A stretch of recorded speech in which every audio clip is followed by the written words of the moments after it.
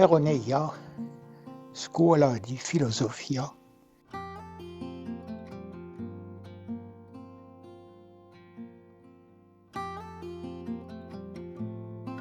éponge de lumière. Revenir au b.a.-ba de la nature et de la science.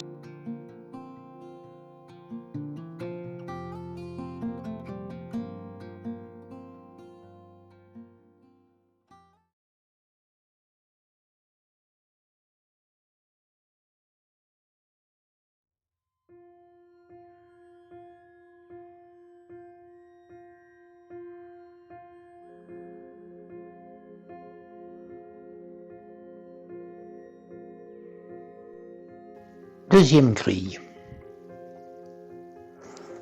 La technologie qui nous submerge et qui, tout en la manifestant, cache dans ses boîtes noires la nature des phénomènes, les phénomènes de la nature, qui pourtant les animent ici et maintenant. Ce que j'ai dit à propos de l'ampoule qui s'allumerait à cause de l'électricité peut être étendu à cet autre compartiment de notre enfermement mental. Si après notre réponse on nous demande encore « Mais qu'est-ce que c'est que l'électricité ?» Notre regard et notre pensée se dirigent alors dans le fil, dans la prise de courant, et tout autour de nous, l'immeuble où nous nous trouvons. Et puis, grâce encore à des fils imaginés, nous parvenons peut-être à une centrale dont nous ignorons tout.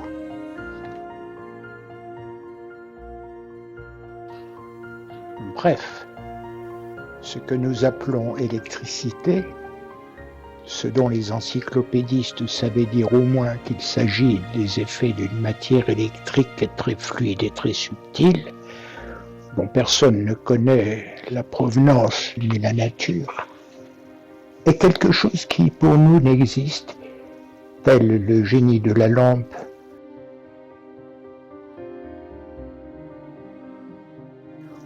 ou le thon pour les enfants, qui croient qu'il n'existe que dans les boîtes des grandes surfaces, qu'enfermé dans des engins technologiques, sans provenance qui lui appartiennent en propre, et sans une nature qui la situe au sein de la nature. Et en effet, le cas de l'électricité est différent de celui de la gravité, car dans ce dernier cas, nous saurions dire au moins avec Simplicio que c'est la force qui meut les planètes et fait tomber les corps sur leur surface, la situant donc selon une fonction propre au sein du cosmos et de la vaste nature.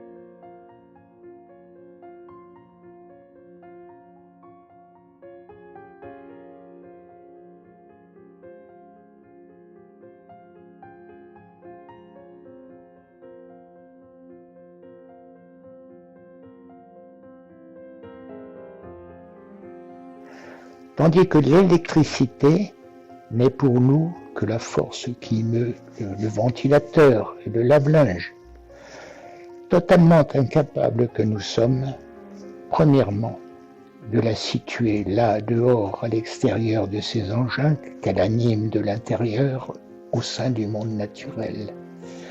Deuxièmement, de nous étonner face au miracle d'une même force qui fait marcher à la fois les roues de notre voiture et l'ordinateur de bord, comme si la même gravité faisait tomber les pierres et les faisait monter au ciel. Troisièmement, de nous demander quoi que ce soit à son sujet, par exemple, mais qu'est-ce que c'est que ce truc ? Pourquoi cela ? Écoutez bien la réponse. Car les mêmes trouvailles, grâce auxquelles les savants ont obligé la nature à sortir de sa cachette pour se manifester en pleine lumière, sont elles-mêmes le cachot où elle gémit enfermée. Observons mieux ce phénomène paradoxal d'éblouissante simplicité.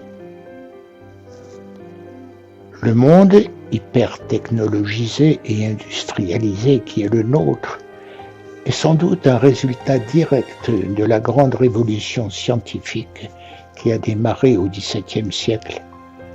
Mais cette révolution a cependant marché sur deux rails.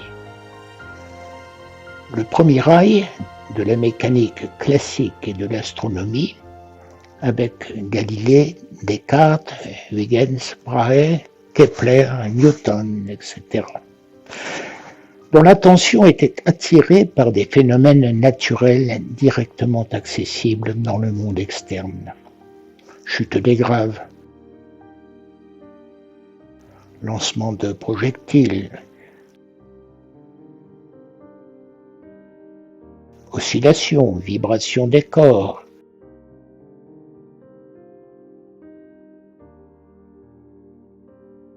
choc, percussion, mouvement des corps célestes, etc.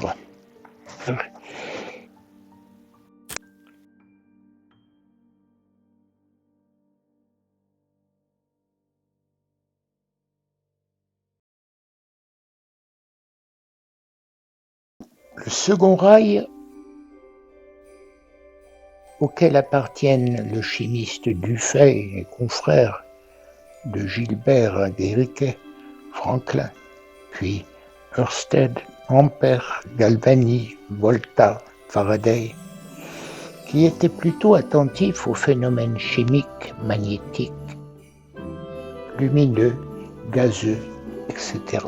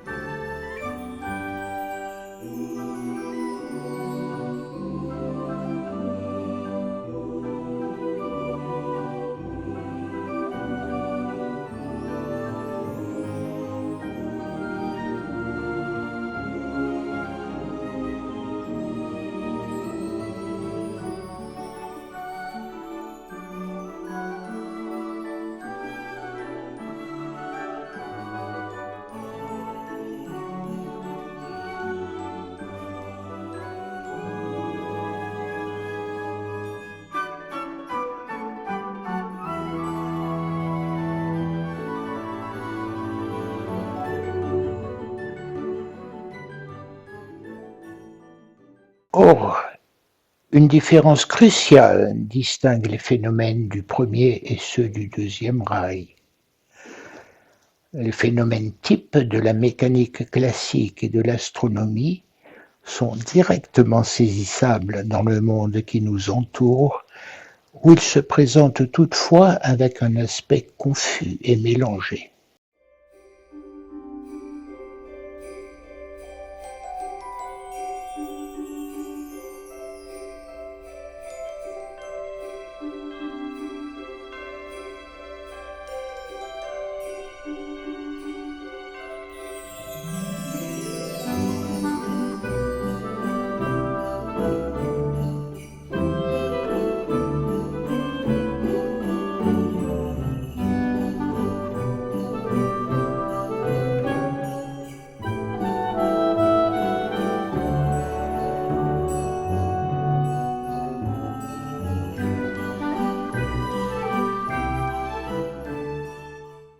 Ce que fait le savant est donc d'apprêter un cadre, matériel ou purement mental, pour manifester et faire ressortir lumineusement le phénomène ciblé selon ses formes propres, en laissant tout le reste en toile de fond.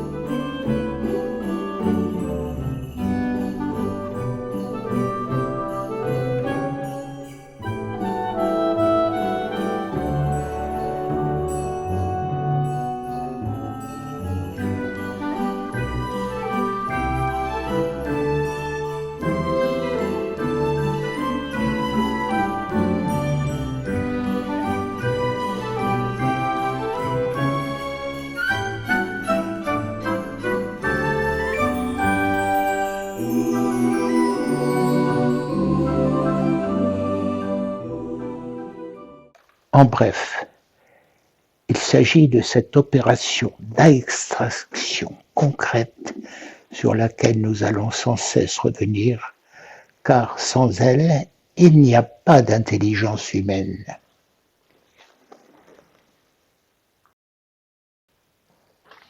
Dans ce cas donc, c'est bien visiblement un même phénomène naturel, ordinairement saisissable, qui se manifeste.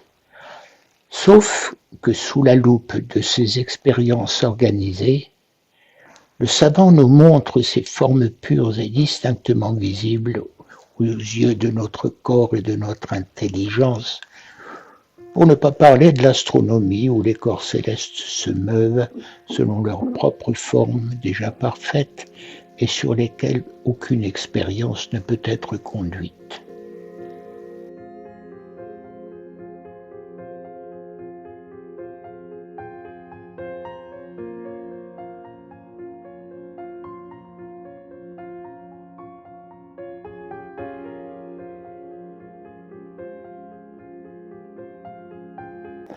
En revanche, les savants du Deuxième Reich ont dû bel et bien porter à la lumière les phénomènes de l'électricité, du magnétisme, etc., les extrayant du monde souterrain où ils étaient enfouis depuis toujours, d'où ils n'envoyaient à la surface que les traces curieuses de leur existence, pierres lumineuses ou électriques, aimants, etc.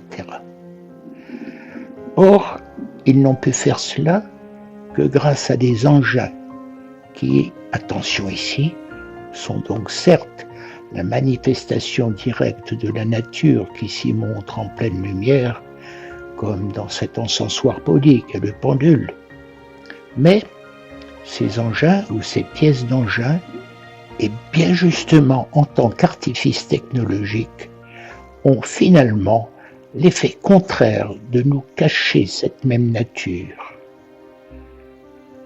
pourtant ici présente en personne, d'où ils jaillissent ici et maintenant, comme le génie englouti dans sa lampe.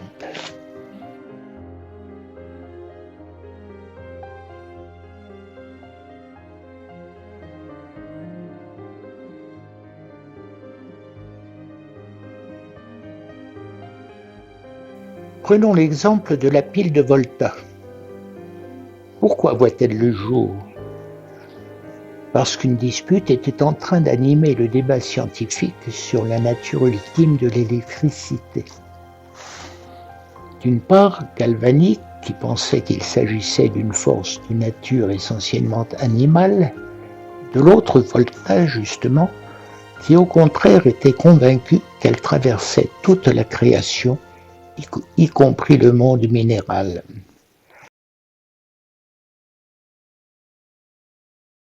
Galvani va découvrir autre chose.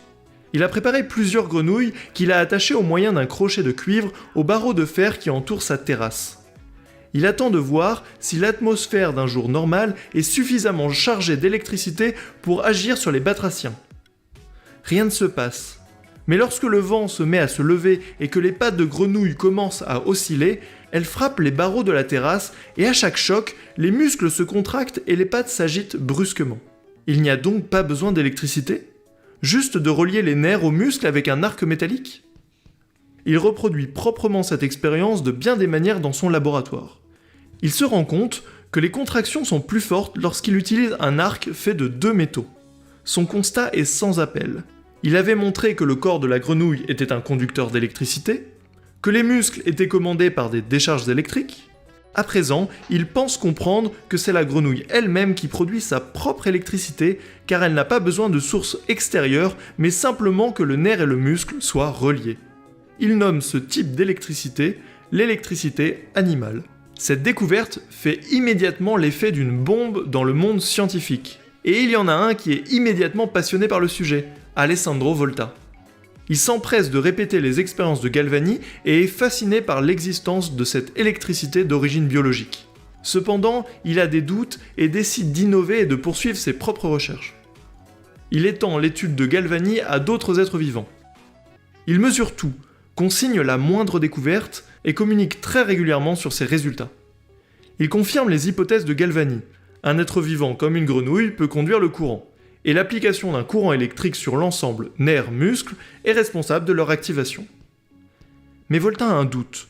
Pour lui, la grenouille n'est pas la source du courant électrique dans l'expérience de l'arc métallique de Galvani. Il pense que l'électricité est produite par les métaux eux-mêmes. Il va jusqu'à appliquer l'arc métallique en question à sa propre langue et d'y ressentir une forte sensation d'amertume.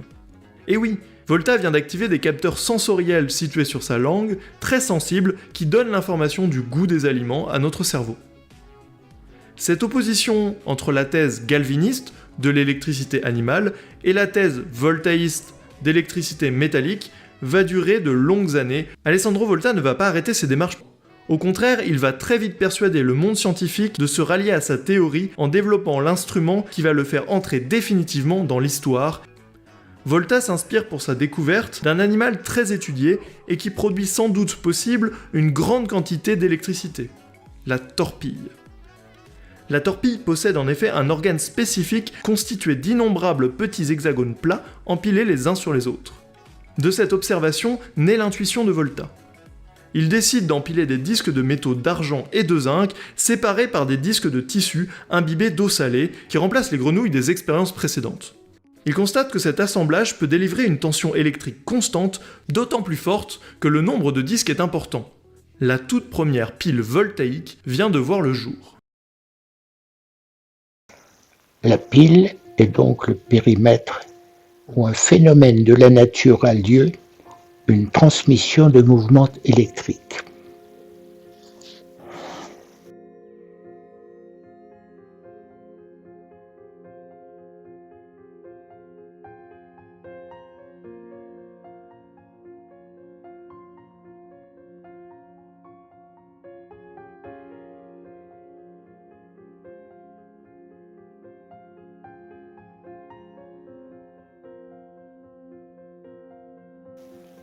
De même que des pendules de Newton sont le périmètre où a lieu le phénomène naturel d'une transmission de mouvements mécaniques.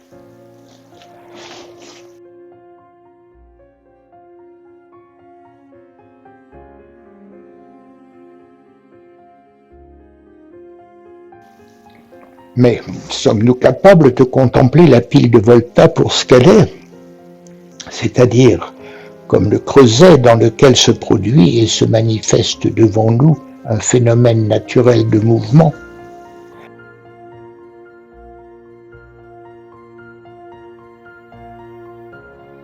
Évidemment, cela nous est impossible, car l'artificiel est bien le contraire du naturel.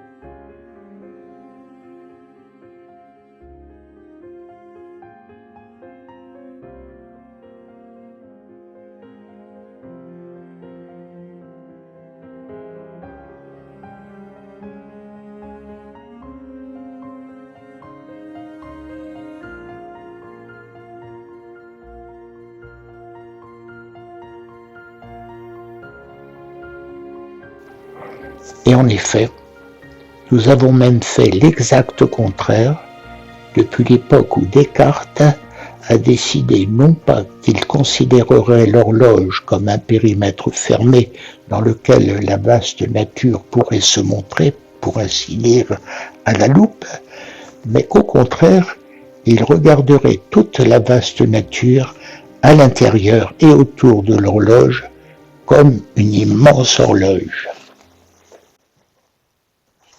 Je ne reconnais aucune différence entre les machines que font les artisans et les divers corps que la nature seule compose, sinon que les effets des machines ne dépendent que de l'agencement de certains tuyaux ou ressorts ou autres instruments qui, devant avoir quelques proportions avec les mains de ceux qui les font, sont toujours si grands que leurs figures et mouvements se peuvent voir, au lieu que les tuyaux ou ressorts qui causent les effets des corps naturels sont ordinairement trop petits pour être aperçus de nos sens.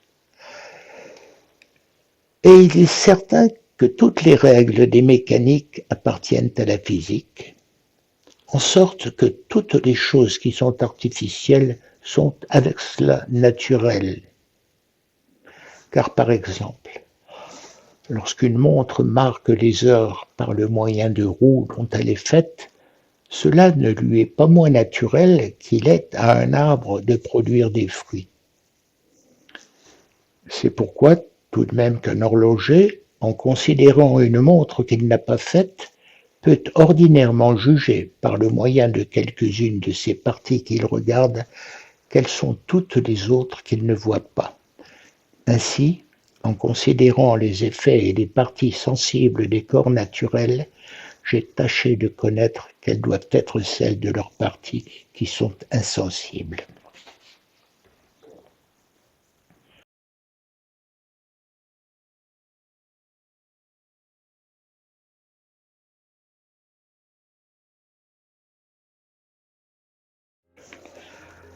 Le paralogisme de Descartes est gigantesque.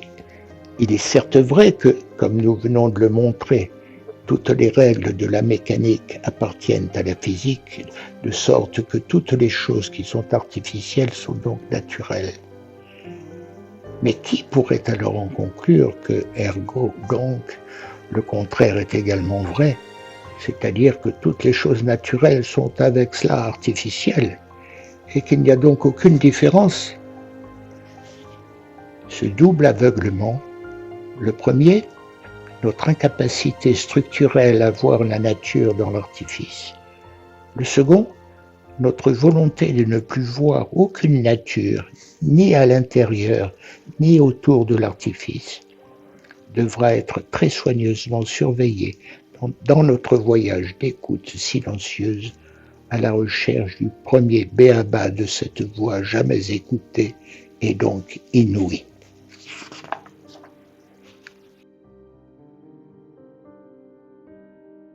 Car, quelle histoire sur nous-mêmes nous raconte-t-il ce bizarre cache-cache ou ce drôle d'animal que nous sommes, dès qu'il peut cerner ou nommer sa propre nature au sein de la nature, voire celle de la nature au cœur de la sienne, arrive à perdre de vue soit l'une, soit l'autre.